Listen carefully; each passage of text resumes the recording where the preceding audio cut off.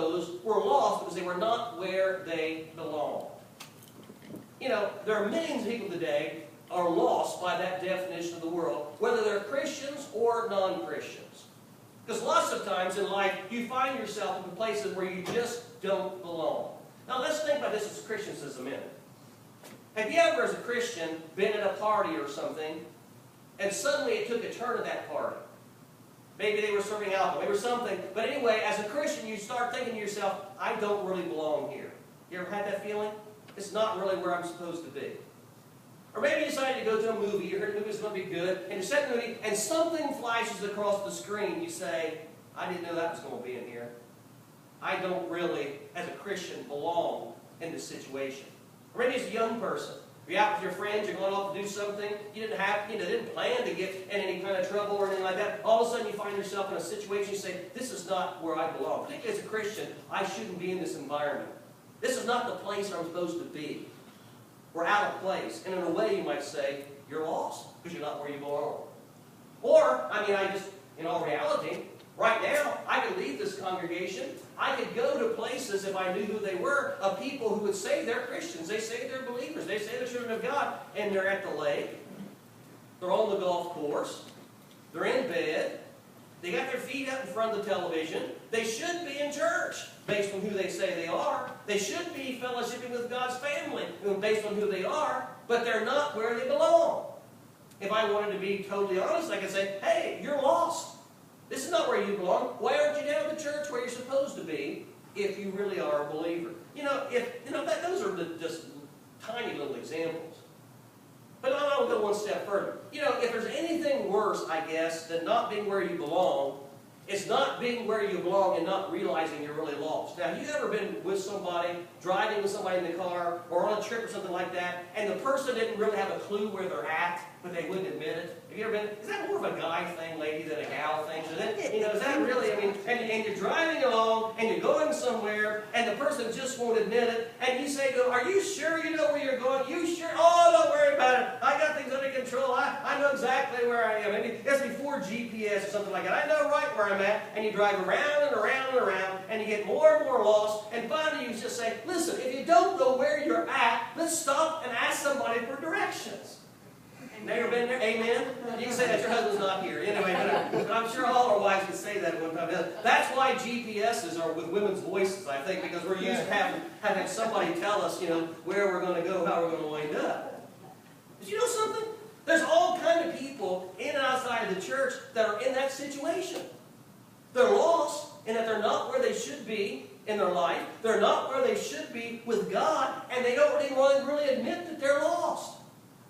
I heard this kind of silly story about a Native American wandering through a forest one day, and an Indian came up to him and says, are you lost? He says, no, I'm not lost, but my wigwam's lost. Sometimes we just don't want to admit that there's a problem. When I ask myself, why is it people are the way they are? Why are people lost? Why don't they admit? Why can't they get where they're supposed to be with God? And I come up with a couple of really kind of basic reasons. Again, some people just won't admit, or they don't even really realize they lost. They think they're fine just the way they are. They're a good person, they're a moral person, they've been in the church a long time, they're religious, and they think, they wouldn't even admit, they couldn't even understand. If you tried to explain to them what it really means to be in a relationship with God, and really be what they're supposed to be with God, they wouldn't even understand. They can't even recognize that they're lost. Please, let's be careful. Let's not confuse morality. Let's not confuse being religious with being saved. Be a part of the family of God. Being where we're supposed to be with God. If we're lost, we have to recognize it. I told you a little story earlier, or I just mentioned the example of losing a child. I read about a lady who went to a conference in a gigantic auditorium. She had a little girl named Mary. She's like 4 years old, and they got separated. The mother, of course, is frantic, and she's looking everywhere. And finally, they send a note up to the speaker's desk in front, and the speaker gets up and he reads the note. He says, if there's a little girl here named Mary who's lost, please raise your hand so your mom can find you. Well, nobody raised their hand. There's 1,000 people there. And now they call the police, and the police are checking outside. They wonder if she's been kidnapped, and the mother is frantic. And when the thing's over, everybody files out. The mother's there, and she's just in a panic. And about the last person out of the whole building is the little girl, Mary, comes walking out just as calm as can be. And her mother, of course, is overjoyed to see her, but she's frantic, and she's saying, Mary, didn't you hear that man read that note where he said, if it's a little girl named Mary here that's lost, would you raise your hand? Why didn't you raise your hand? She says, well, Mom, I wasn't lost. I knew exactly where I was. And that's how we are sometimes.